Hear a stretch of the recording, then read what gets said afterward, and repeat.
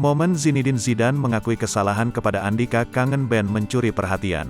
Kini, Zinedine Zidane telah meminta maaf secara langsung kepada Andika Mahesa melalui video call. Ia bisa bertatap muka dengan Babang Tampan lewat layar ponsel Uya Kuya. Zidane tampak gugup ketika ditawarkan video call dengan Andika Mahesa oleh Uya.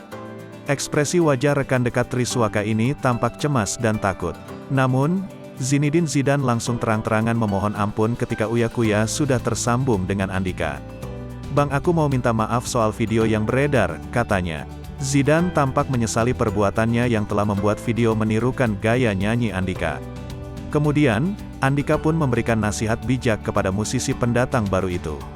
Menyimak nasihat Andika Mahesa, Zidane terlihat paham dan kembali meminta maaf. Andika juga menegaskan Zidane dan Tri masih beruntung karena masalah itu tertuju padanya. Jika orang lain, bisa jadi masalah Zidane dan Tri akan semakin rumit. Kemudian, Zidane pun meminta bimbingan Babang Tampan karena merasa dirinya masih baru di dunia hiburan. Zidane pun tampak malu dan kembali memohon ampun pada Andika kangen band. Ia juga meminta bertemu. "Aku berharap bisa ketemu, aku pengen minta maaf langsung," katanya.